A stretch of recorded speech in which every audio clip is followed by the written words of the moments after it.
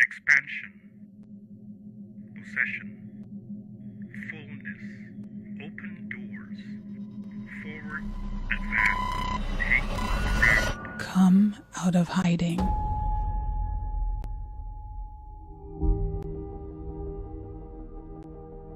You are not designed to stay cooped up in your small corner of the world. Don't remain in obscurity.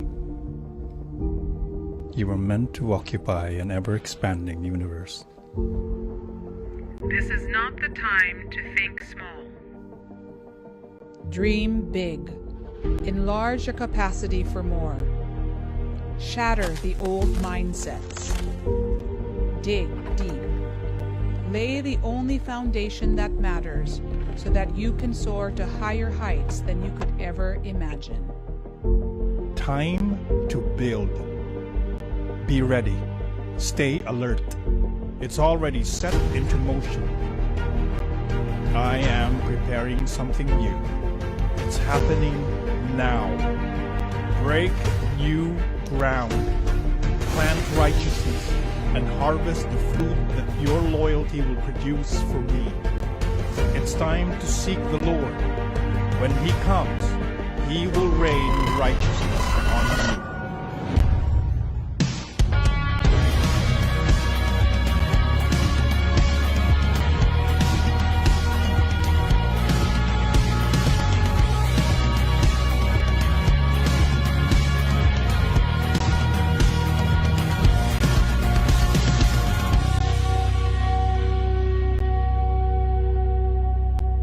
Kamusta kayo? Magandang gabi. Huwag niyo akong tawaging tito. Kasi sasamain kayo. Pinagbabanta ako kayo. Kuya na lang, kuya. I'm Kuya Charlie from New Life the Fort. Naalala ko once in a blue moon. 2 years ago, naging youth din ako. Katulad niyo ako dyan, nakaupo. Naalala ko noon, pag attend kami, parang ganito rin. Hindi naman kasi, di ba, agad malaki. Tapos wala lang, attend ka lang. Pero sa isip mo, may say ba lahat tong Pero ito gusto kong sabihin sa inyo. Tingin kayo sa akin. Alam nyo yung, kung nasan ako ngayon, produkto yun ng pag-attend ko nung youth ako. Huwag nyo sabihin, ay sayang yung oras doon. Alam nyo, kung saan kayo dadali ng Panginoon, maglo-look back kayo ngayong araw. Yung pag-attend nyo dito. Binigyan pala ako ng wisdom ni Lord nung time na yon, nung youth ako. Kasi pwede kang mapariwara. Pwede kang, alam mo yun, yung mga tropa mo, mahilig mag-asawa, na bata, na-impluensya ka na. Pero alam niyo yung mga naririnig nyo dito, yun yung magiging baon nyo sa kinabukasan nyo. Kaya wag nyo sayangin. Pag may sabing youth, tara, let's go, mga homies, mga tropa. sa church sa New Life the Fort, alam niyo mga hilig kong kasama, mga katulad nyo. Mga tropa ko, mga youth doon eh. Kaya minsan napagkakamalan akong tito. Hindi kasing edad nila. Tuwan-tuwa naman ako. Anyway, ano bang rason ng buhay? Bakit ba tayo nabuhay? Naisip nyo ba yon? Ako naisip ko yon. Kahit gawin natin tong session na to, alam nyo yung parang kuya na nagpapayo sa inyo. Hindi yung tito na nagsisermon. Binabantaan ko kayo. Huwag nyo tatawagin tito. Kuya lang, kuya. Minsan naisip ko, ganun lang ba yung buhay? Lalo na nagtatrabaho ko. Way back 2017, nag-resign ako sa trabaho. Para Bible school. Hindi ko sinasabing mag-Bible school kayo. Kung may ganun kayong heart, sige, G. Tara, G. Pero, lagi ko na iniisip, gigising sa umaga, papasok sa trabaho, may kulang ba? Meron. Maligo. Mahirap pumasok sa trabaho na walang ligo, hindi ka refresh. Tapos yung katabi mo sa MRT, patay ka. Maamoy ka. Anyway, gising sa umaga, ligo, almusal, pasok sa trabaho. Makipag-git-gitan ka sa EDSA. Sa Mandaluyong eh. Tapos uwi, after ng trabaho, uwi, nood ng TV, nood ng movie, Netflix. Noong time na noon, wala pa eh. 2017. Tapos, ganun ulit, tulog. To the point, napapatanong na ako, ito lang ba yung buhay? Yun lang ba yun? Tapos nagugulat kami, minsan may mga kausap akong life group ko, 32 years old. Alam mo, laging usap namin, ang bilis pala ng buhay, no? Dati mga bata lang tayo. Naalala ko sa Taguig, naglalaro kami. Tapos, isang ganun, nag-high school ka, college, nagtrabaho, tapos ito, parang itunutulak ka na ng panahon, kailangan mo na mag-asawa. Dadating yun sa inyo. Dadating yun sa inyo. Pero gusto kong bigyan kayo ng challenge, hamon. Sino dito yung alam na nila yung plano ng Diyos sa buhay nila sa susunod na mga taon? Wala, di ba? Ako lang. Exactly. Sasabihin nyo sa akin, Kuya Charlie, bata pa namin eh. Ba't ganyan yung mga tanong mo? Nakakakaba. Exactly. Yun ang gusto kong malaman nyo. Gusto kong iwan yun sa inyo. Hindi habang buhay, ganyan kayo. Lalaki kayo. Maganda, ginugugol nyo yung buhay nyo na meron kayong hinihit na mark. Hindi lang, alam nyo yun, wala lang, gising sa umaga, FB, IG, TikTok. Sino nagti-TikTok dito? Ako lang.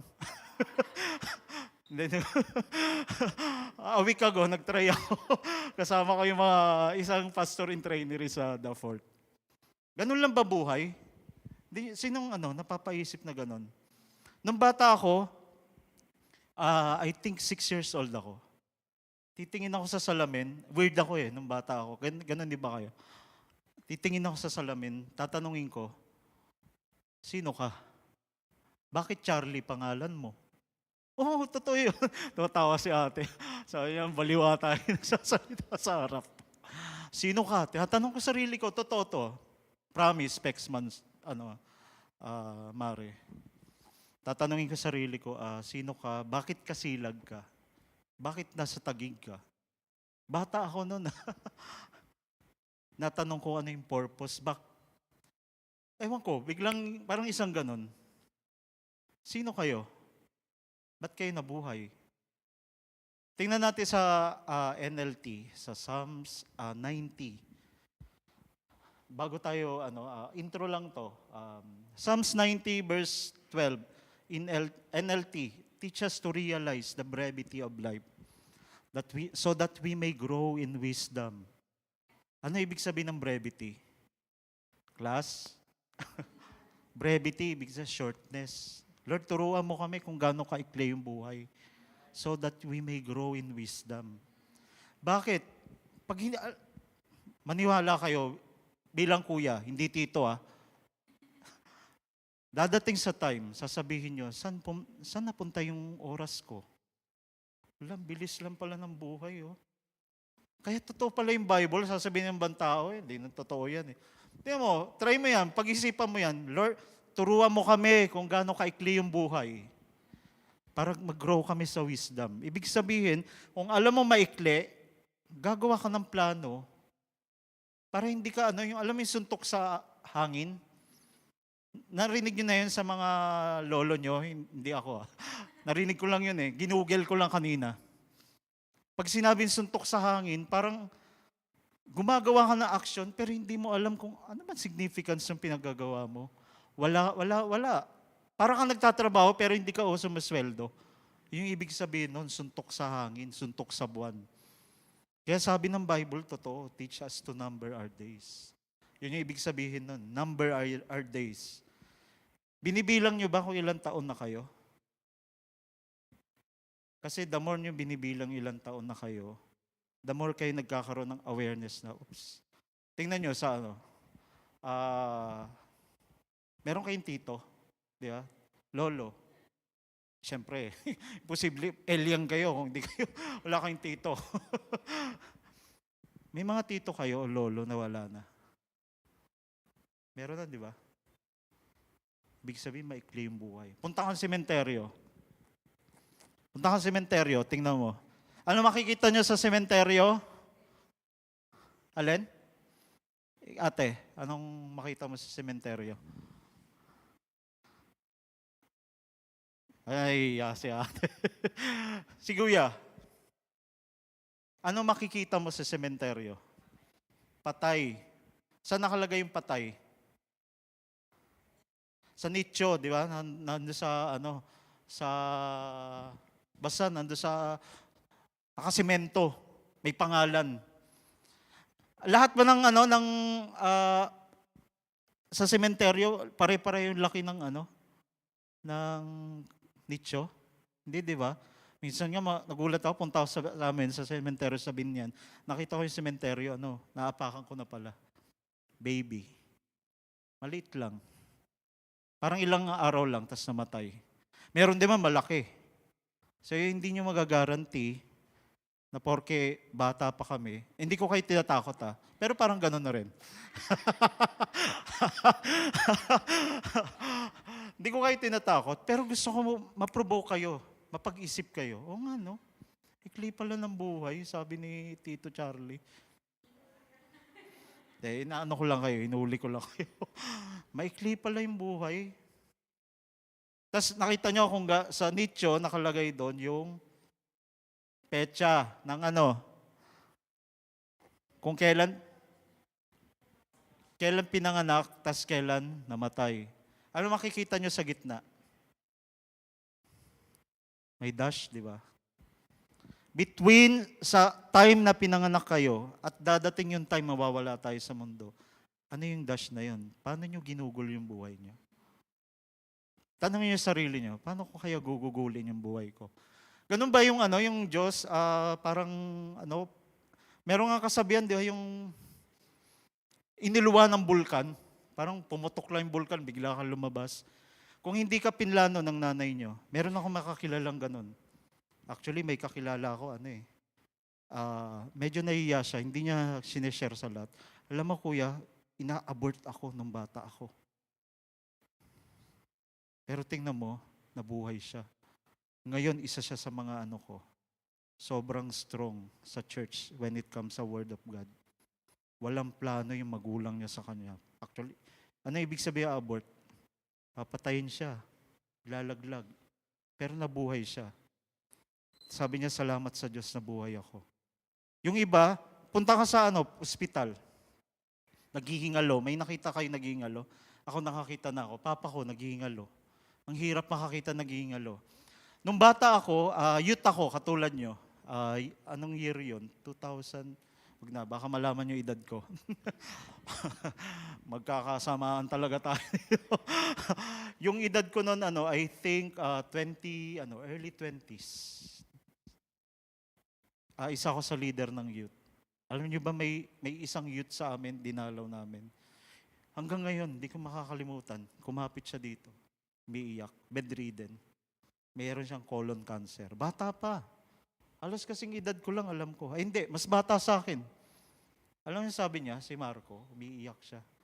Alam mo, pag pumikit akong ganito, naalala ko yung itsura niya, kung paano siya nakahiga dito, hawak niya yung kamay ko na nanginginig, umiiyak. Kuya, gusto ko pa mabuhay. Kaso lang, stage 4 na. Ilang buwan, patay siya. Iyak siya ng iyak. Kuya, gusto ko mabuhay. Bakit? Kasi yung nagdadrive sa'yo para gusto mo mabuhay? Bakit? May purpose ka sa buhay. Gusto ko pang mabuhay dahil may dahilan. Etong generation na to, sobrang rampant, di ba, yung suicide? Kasi nakikita nila wala nang rason para mabuhay. Pero punta ka doon sa mga naghihingalo. Baliktad, di ba? Yung buhay, walang sakit, gustong mamatay. Yung naghihingalo, gustong mabuhay. May lumabas na commercial years ago. Alam ko maalala nyo to, hindi ko alam kung buhay pa kayo nun. Baka fetus pa kayo. Para kanino ka bumabangon? Kape. Alam. Anong kape? Wag na, hindi sponsored to . Para ka kanino bumabangon? Ang tanong lang doon, ibig sabihin actually, bakit ka nabubuhay? Anong rason? Ba't ka bumabangon? Naisip niyo na ba yun? Ewan ko kung ako lang yung weird. Gusto ko may kasama akong weird eh. Alam mo yon, yung napapaisip talaga, ano ba talaga buhay? Alam mo yun, gigising, TikTok, IG, nanonood ng YouTube, nanonood ng Netflix, mag-aaral, online, naka-off camera, pero tulog ka. Tapos, gabi, kain, kinabukasan, gano'n na naman. Hindi, nakakasawa yung gano'n. Maganda, alam nyo bakit kayo nabuhay. Anong rason ba't kayo binuhay ng Panginoon? May rason. Naniniwala ba kayo doon? Alam nyo ba sabi sa isang study, kung ilang, ano lang to average. On the average, global internet users spend 2 hours and 27 minutes. Average lang to Pero yung iba, pag tinanong mo, sino yung nakaka-4 na oras pataas?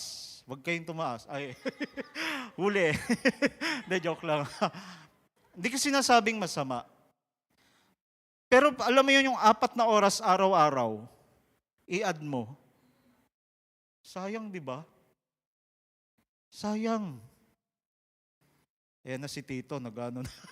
Si Kuya pala, nag-sermon na. Hindi ko kaya kinokondem. Gusto ko mapaisip kayo. Kasi nung bata ako, weird ako. Damay-damay tayo, mag-isip tayo. Bakit ganito lang ba buhay? Dadating yung time, magka-college kayo. Sino college dito, di ba? Magtatrabaho. Biri mo, 4 na oras. Sabi na lang natin, 4 na oras na sayang sa social media. Nung nakita mo lang naman yung crush mo, hindi ka crush. Sumama lang loob mo.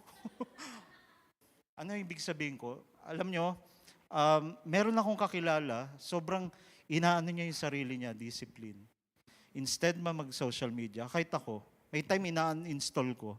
Walang gagawin ko, magbabasa na lang akong libro. Mag-isip kayo, gawin nyo yung oras, kaibigan nyo. Hindi kalaban. Bakit? Ano ibig sabihin yung Kuya Charlie? Gawin nyo yung oras, yung time, friend nyo. Bakit? Kasi pwede kayo mag-invest para sa sarili nyo. Pag dumating kayo sa ganitong edad, magugulat yung ibang tao sa inyo, ay, kaedad nyo lang pero alam nyo yung ganitong bagay. Alam nyo bakit? In-invest nyo yung sarili nyo sa pagbabasa. Kunyari, magagandang habits. Sinasabi ko ba basta mag-social media? Hindi. Kasi ako may social media rin. Add nyo ako mamaya. Follow nyo ako. Paki-post. Meron pang pag-aaral, sabi, yung social media ba nakaka-affect sa mental health? Meron daw. Sabi ng isang study, it can affect thoughts, feelings, physically. Isa pang effect nung study noong 2018, isang British study, alam mo, yung social media, tinay nila, tied up, ganito daw nangyayari, decreased, disrupted, and delayed sleep. Ayun yung epekto nun. Tapos, associated din siya sa depression, memory loss, poor academic performance. Nung lang to study nung January 21, 2022. Ngayong taon lang. Ang sabi doon, depression. Bakit? Makikita mo yung kasing edad mo. Siya, meron siyang iPhone. Ikaw cherry mobile lang. Alam mo yun, napoprovoke kang mainggit. Yung kasama mo, hawk bag.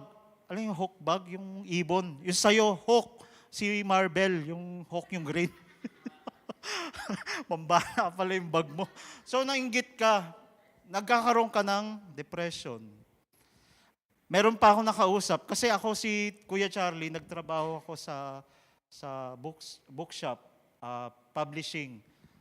Nakakausap ko yung publication staff namin. Alam mo, sa study daw, sa panahon na to, laganap yung depression, suicide. Alam mo, yun din. Pareho ng sinabi. dahil sa social media. Kung nakikita mo yung isang pina-follow mo at hindi naman kayo nag-aaway, pero ang epekto sa'yo, nainggit ka, i-unfollow mo na. Bigyan mo ng yung maawa ka sa sarili mo. Kaysa nade-depress ka o nalulungkot ka, magbasa ka na lang ng libro, tatalino ka pa. Totoo yan. Tingnan nyo ako. Hindi, joke lang. Bili kayo sa aking book, bebenta ko ng book. Yung pala yun eh. Hindi, totoo yun. Bakit ko sinasabi yung time? Kasi yung time connected sa purpose. Kapag hindi mo alam yung purpose mo sa buhay, kung kani-kanino mo binibigay yung time mo. Maniwala kayo dito sa akin. Kuya Charlie, bakit ko bibigyan ng isang laging time yung isang tao? Wala namang magandang epekto sa buhay ko. Example, kunyari, alam ko magiging doktor ako. Sinong gusto maging doktor dito? Ikaw, kunyari, ate, anong name mo? Angelica. Oh, mukha ni Angelica. Mukha talaga angel. Anong gusto mo someday kunin? Flight attendant. Pwede, di ba? Mukhang flight attendant si Bagay sa kanya. Kung gusto niya maging flight attendant, tingin kayo kung gusto niya maging flight attendant, nakipag-friend sa mga may hilig uminom, tumoma sa kanto, tingin mo magiging flight attendant ka? Hindi, di ba? Kasi bakit? Kung alam mo ito yung purpose mo, ito yung sinabi sa'yo ni Lord, magiging flight attendant ka, meron kang goal sa buhay, alam niyo ba yung purpose? It limits your choices. Hindi lahat ng lumapit sa'yo, oo ka. Lalo sa generation ngayon, mga young people, maniwala kayo, Kuya Charlie. Parang ang tanda ko, no? Hindi, totoo yan. Bakit? Kasi nung bata-bata ako, oo ako ng oo. Na-realize ko sa edad ko na to, hindi pala tama yun. Yun yung gusto kong iwan sa edad nyo ngayon. Kailangan magkaroon kayo ng ganong wisdom.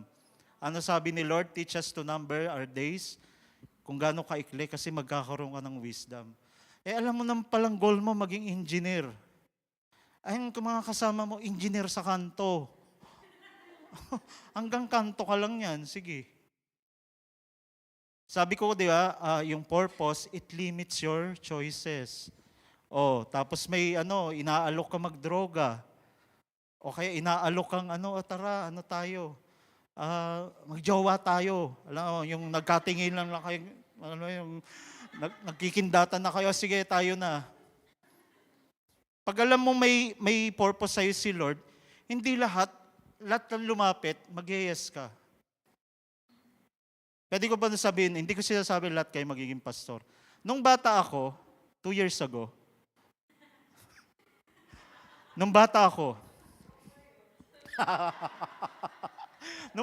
alam niyo ginagawa ko. Hindi ko sinasabi dahil religious si Kuya Charlie. May mga sitwasyon lang sa family na parang kailangan wala akong ibang makapitan. Anong ginagawa ko? Lagi akong nag-worship. Bakit? Lagi akong nagpe-pray. Pe-play ako ng cassette tape. Alam niyo yung cassette tape, no? Wala Spotify, ang alam niyo. Sino nakakita ng cassette tape? Naku, araw, sakit. Yung iba, umaming kayo. Yung gusto yung i-rewind, gano'n yung ballpen. Bakit? Alam mong ginagawa ko, pina-play ko siya sa Walkman na may speaker, hindi nyo rin alam Walkman. Saksakan nyo ng tape na maliit lang. Gagawin ko higa ako, mag-worship ako.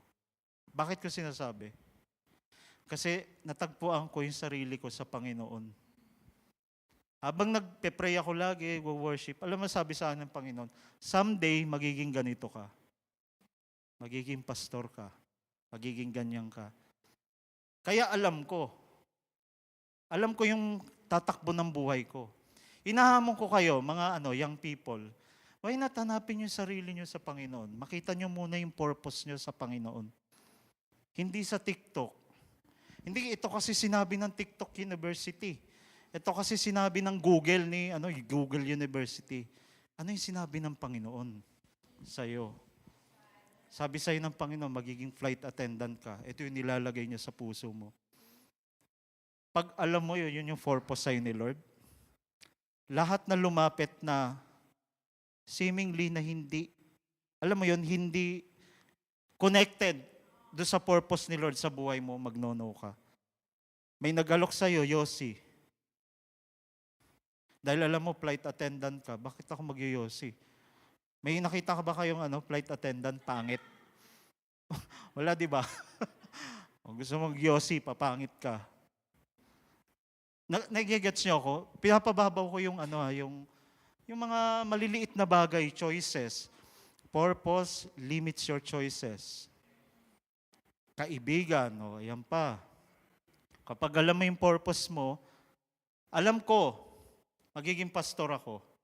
Alam mo sinong mga kaibigan ko? Yung mga malalim din na relasyon sa Panginoon. Hindi ko sinasabing doon sa mga unbeliever ko, mga friend, demonyo ka talaga, demonyo ka. Hindi yun. Friend tayo, pero hindi tayo yung may intimacy na bibigyan mo ako ng influence. Nasasabi mo sa akin, Charlie, may problema ka, halika, inuman tayo. Hindi ganon mga friend ko. Pag may problema, tara, pray tayo. Purpose limits your choices. Sa time, sa tao, pati yung mga inaalok sa inyo. Sabi ng alam nyo ba hindi lahat ng good is from God? Gusto kong bigay iba to sa inyo to. Para mapag-isip kayo, hindi lahat ng good galing kay God. Dahil sa kakapray nyo, kakasik nyo kay God, alam mo magiging engineer ka. Walang ibang nagsabi sa'yo. Alam mo, sinabi sa'yo ni Lord. Paano yun nakukuha, kuya? Mag-spend time ka lagi kay Lord. Mag-spend time ka kay Lord. Alam mo bakit? Makikita mo yung sarili mo. The more nag-spend time ka, the more nilalagay ni Lord yung desires niya sa puso mo. Sabi sa Psalms 37:4, delight yourselves in the Lord, and He will give you the desires of your heart.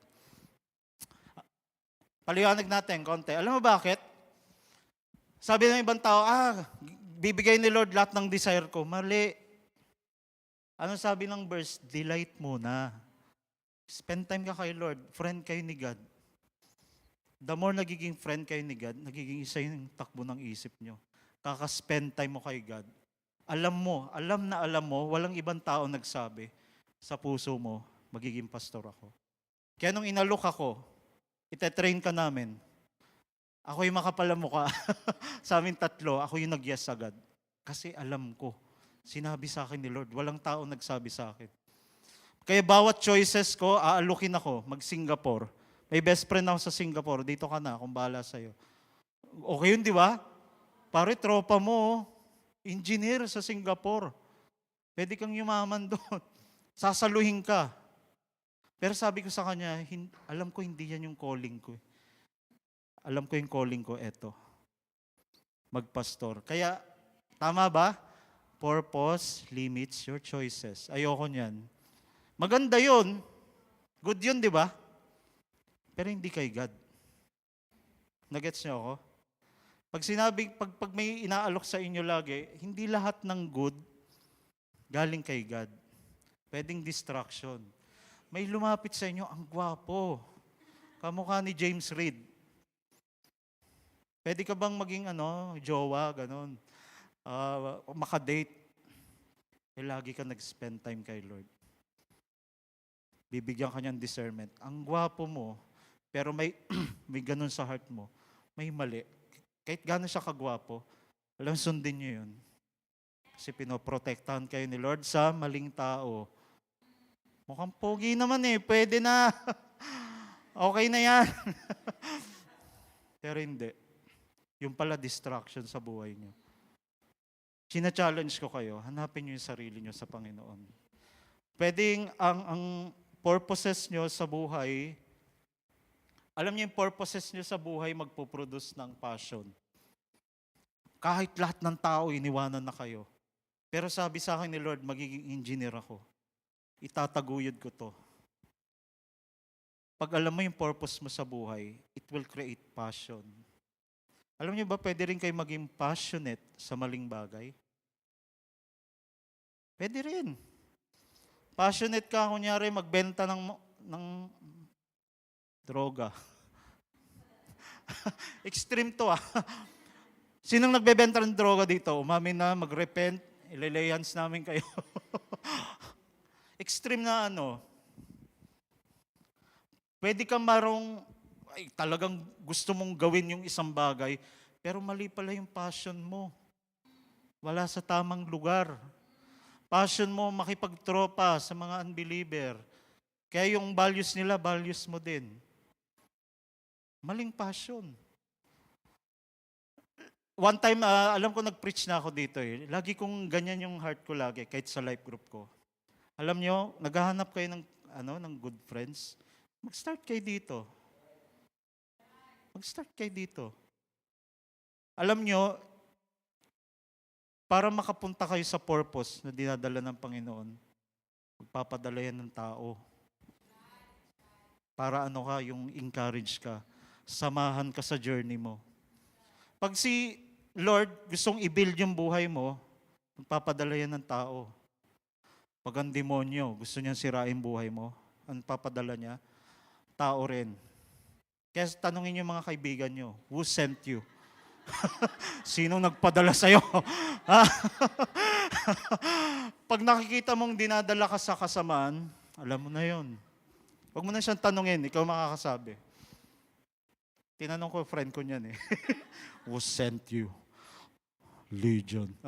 Iba pala. Sa Psalms 139, 13 to 17. Basahin natin sabay-sabay. Mamaya nyo isipin yung content nyo o yung paano kayo magpo-post sa TikTok o ano. Ito muna, dito muna tayo. For you have formed my inward parts. You covered me in my mother's womb. Biruin mo sa womb pa lang ng nanay. I will praise you for I am fearfully and wonderfully made. Marvelous are your works, and that my soul knows very well. My frame was not hidden from you, and I was made in secret and skillfully wrote in the lowest parts of the earth. Your eyes saw my substance, being yet unformed. Alam mo, nasa tiyan pa kayo ng magulang nyo. Sabi sa Bible, hindi pa daw kayo na-form. Alam na ng Lord, may plano sa buhay nyo. Di ba kayo na-inlove kay Lord nun? Di ba? Yung bata ka pa lang, nasa tiyan ka pa lang, si Angelica, magiging milyonarya. Magiging godly na milyonarya. Financer yan ng New Life Antipolo. May plano yung Panginoon. Ito yung gusto kong bigyan ng din. And in your book, they were written. The days fashioned for me, yet as they were, none of them. Ano ibig sabihin nun? Yung book daw ni Lord, nakasulat na yung buhay mo. Ito magiging ganito si Isaiah. Since nakasulat na pala, alam mong natin, trabaho, discover natin, ano kayong plano ng Diyos sa buhay ko? Alam niyo, nabasa ko to, all my life, lagi akong isip ng isip, gusto ko to. Hindi ko man lang sumagi sa isip ko, Lord, anong gusto mo? I-challenge ko kayo, ha? Hindi medyo comfortable tong na to eh. Medyo mapag-iisip kayo sa message na to. Natanong nyo na ba yun? Lord, ano yung plano mo sa buhay ko? Yun yung gusto ko. Baka kasi nagpaplano kayo, hindi pala kasama si Lord. Gusto ko maging artista, tatalunin ko yan si Jane De Leon. Darna! Hindi pala yung nakasulat ni Lord sa buhay mo. Since nakasulat, alam mo yung nag-i-effect nito sa akin nung nabasa ko? Lord, ano nakasulat? Pakita mo sa akin, yun yung gusto kong gawin. Alam niyo bakit? Pag alam niyo yung purpose nyo, dikit-dikit yan. Pag alam niyo yung purpose nyo, magiging passionate kayo sa buhay. Tanungin nyo yung mga nagsisuicide. Ba't gusto mong mamatay? Walang passion sa buhay. Alam mo bakit? Wala silang purpose. Iniwan lang ng jowa. Hindi ko minamaliit yun. Masakit yun. Naalala ko tuloy. Pag-pray niyo ako. Joke lang. Masakit yun. Totoo yun. Pag iniwan. Pero hindi siya yung purpose mo sa mundo. Porque nawala yung jowa nyo o yung crush nyo. Hindi kayo crush ng crush nyo. Gumuho na yung mundo nyo. Hindi yun. Ang babaw, pare. Sorry Kuya Charlie. Ang babaw nun. Kung alam mo yung purpose mo, magiging passionate ka sa buhay. Kaya tuloy, pipiliin mo yung taong kasama mong mabuhay. Kasi add-on siya sa buhay mo. Sila yung mag-i-encourage sa buhay mo. Kaya number 1, kailangan alam niyo yung purpose niyo. Bakit ako nilikha? Pag uwi niyo sa bahay, challenge ko kayo, tanong niyo si Lord. Lord, ano yung purpose ko? Ba't ako nabuhay? Ano yung gusto mo sa buhay ko? Kasi lahat yon, sunod-sunod na yan, magkakaroon kayo ng passion sa buhay. Kahit mahirap ang buhay, kahit may challenges, magpapatuloy kayo. Bakit? Meron kayong goal, may purpose kayo. Hindi nagdidikta sa buhay nyo yung mga nangyayari araw-araw. Actually, kaya nangyayari yung araw-araw, naka-inline sa purpose ni Lord sa buhay nyo. Kaya gusto nyo magpatuloy kahit may challenges. Kahit iniwan kayo ng crush nyo o sino man, in-unfriend kayo, in-unfollow ng friend nyo, hindi yun yung magpapatumba sa inyo. Alam nyo, hindi pa nalikha yung bagay na magpapatumba sa inyo. Hindi pa. Kapag meron ka relasyon sa Panginoon. Alam mo, susunod doon sa purpose, passion, choices. Ayun, sinabi ko kanina. Pati yung mga bagay na gagawin mo araw-araw. Totoo yun, araw-araw. Kaya hindi nakaka-boring yung araw-araw. Bakit? Kasi inline siya sa purpose mo. Kung nakasulat na yung purpose ni Lord sa buhay mo, I dare you, sina-challenge ko kayo. Ngayon pa lang, tanongin niyo, Lord, ano yung purpose mo sa buhay ko? Ayoko kasing masayang yung Angelica, sorry ilang taong ka na, Angelica? 17 lang. Kala ko 15. Ayoko masayang 17 years ng buhay ko. Tapos ang susunod, 18, 19. Maganda, alam nyo, every birthday nyo, mag-ano kayo, inventory sa buhay. Hindi masamang mag-inventory sa buhay. Pag sinabi kong inventory, nasaan na yung naka-inline ba ako sa purpose ni Lord sa buhay ko? Baka, alam mo yun, lumilipas yung oras, yung buwan, wala. Panay laro. Masama ba maglaro? Kuya Charlie, naglalaro ka ba? Hindi. Hindi ako naglalaro kasi hindi ako gamer. Ano bang hobby? Ano bang hobby ko? Magbasa. Makipag-usap sa tao. Masaya ako niyan pag nakipag-usap ako sa tao. Ano yung hobby nyo na pwedeng makapag-enrich sa purpose nyo? Alam mo yun, maikli yung buhay. Kung nakasulat, gusto nyo ba yung nag-aral kayo, pinapunta kayo sa klase? Face-to-face na ngayon, di ba? Tapos pagpasok nyo sa klase, bahala kayo sa buhay nyo, aralin nyo gusto nyo. Gugulat kayo. Wala po bang libro na nakasulat na pwede namin pag-aralan? Hindi, bahala kayo. Mag-google kayo. Anong nangyayari sa inyo? Sabog, yung oras. Sayang yung oras.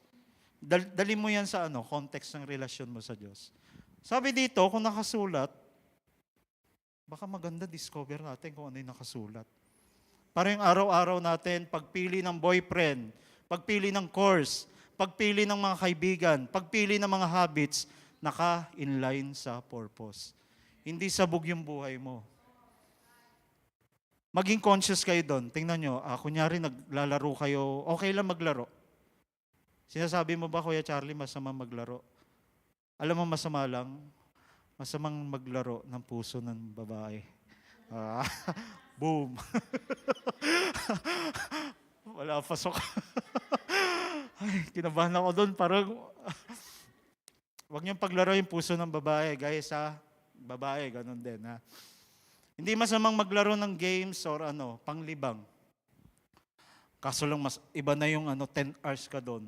Pero kung kumikita ka doon, may mga kilala akong ganun, eh. Kumikita sa laro. Pwede, makatulong sa family. Pero kung hindi ka namang gamer, may plano ka sa buhay, mag-engineer, mukhang hindi, maglaro ka yung tamang oras lang. Kasi bakit? Alam mo yung purpose mo. Sayang ang panahon. Nako. Acts 13:36. For David, after he observed the purpose of God in his own generation, fell asleep and was laid with his father and saw corruption. Ano ibig sabihin nun? Si David daw, sinerve niya, pinaglingkuran niya yung purpose ng Panginoon sa generation niya. Tanongin kita, anong purpose ng Diyos sa'yo, sa generation mo? Si Lord, magaling magplano yan. Daig pa niya yung engineer. May plano siya sa inyo. Gusto niya yung plano niyo sa inyo, pagsilbihan niyo, tulungan niyo yung generation niyo ngayon na magkaroon ng pagbabago. Yun yung plano niya. Hindi lang yung yung plano ko magpayaman. Pinapayaman tayo ni Lord, blessed to be a blessing. Last na lang, sabi ni isang French official, sabi kay Winston Churchill. Kilala niyo yon? Ako rin. Google niyo lang. If you are doing big things, you will attract big men. If you are doing little things, you attract little men. And it's little men that cause trouble. Alam niyo, pag alam mo yung purpose mo sa Panginoon, ginagawa mo yon, makaka-attract ka ng mga taong same-minded. Kaya pag nag-iisip ka ng maliit din, tas nakita mo yung pumapaligid sa'yo, oops, baka, nagigets niyo ba ako? Kuya Charlie, ang sakit na sinasabi mo. Sorry. Sabi ko sa inyo, medyo mapapaisip kayo. Last na lang, sabi ni Paul, 2 Timothy 4:6-8, for I am already being poured out as a drink offering, and my time of my departure has come. I have fought the good fight, I have finished the race, I have kept the faith. Henceforth there is a laid up for me the crown of righteousness, which the Lord, the righteous judge, will award me on that day. Not only to me, but also to all who have loved His appearing. Ano ibig sabihin nun? Hindi ko rin alam. Na-joke lang. Sabi ni Paul, I am already poured out. Poured out as a drink offering. Ano lang yan? Matalinghaga. Ano ba sa talinghagang pananalita? Sinasabi niya lang, malapit na akong mamatay. Umuwi sa Panginoon. Alam mo, sinasabi ko lately sa mga friends ko, kay Brother Joey, kay John, sa church, gusto ko pag-uwi ako sa Panginoon, yung buhay ko poured out. Kunyari, tubig to, lahat, walang natira. Gusto ko yung lahat, binuhos ko sa Panginoon. Tapos sabi niya, I have fought the good fight. I have finished the race. Alam niya yung purpose sa kanya ni Lord. Dahil alam niya, lakas ng loob niya. Sasabihin mo, uwi na ako. Malakas ang loob niya, uwi na sa Panginoon. Alam bakit? Alam niya yung purpose niya eh. Hindi siya hit and miss. Ito ba? Ito ba yung will ni Lord o ito? Siya ba? O siya? Iba pala yun. Ito ba yung will ni Lord sa akin? Lakas ng loob niya, yung buhay ko, uwi na ako sa Panginoon. I have fought the good fight. I have finished the race. I have kept the faith. Pagdating ko sa langit, may crown na reward. Masasabi ba niyo sa Panginoon, Lord, I have fought the good fight.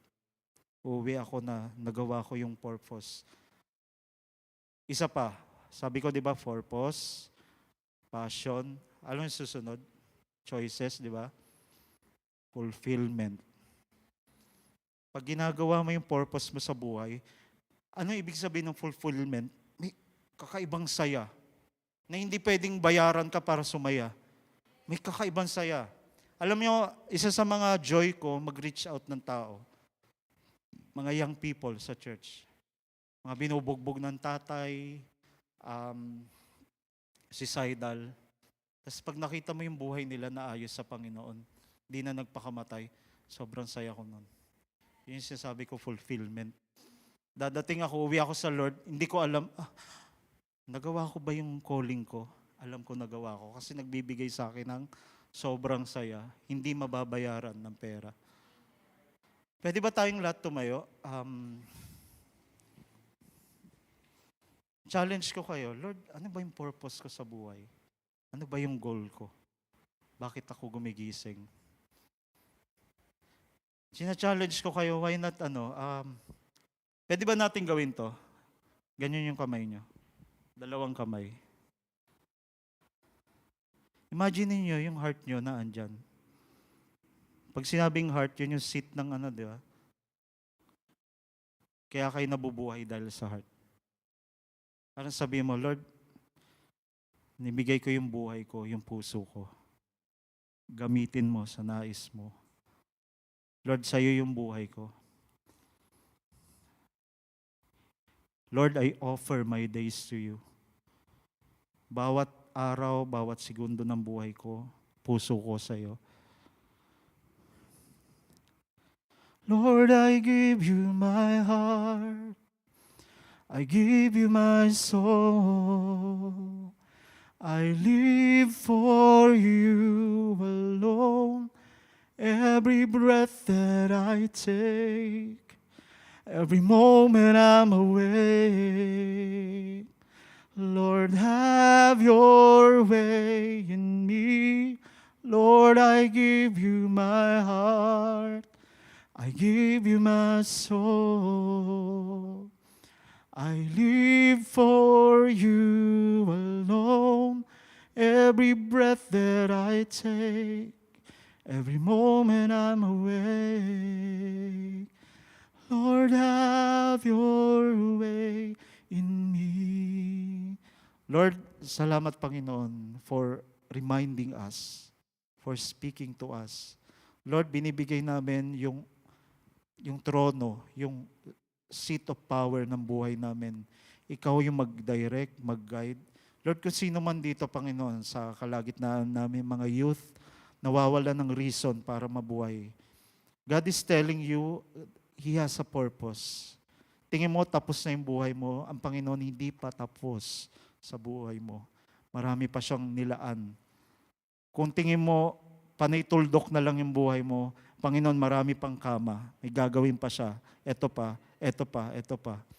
But God is inviting you to just offer your heart, your lives, your purposes to Him.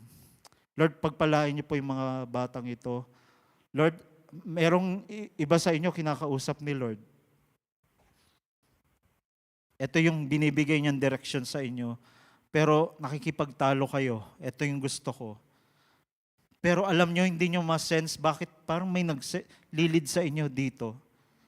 God is speaking to you. God is speaking to you. Binibigyan kanya ng direksyon at binibigyan kanya ng protection sa mga maling choices. Kaya maraming salamat, Panginoon. We honor you, we bless you. In Jesus' name, amen. Amen. Thank you.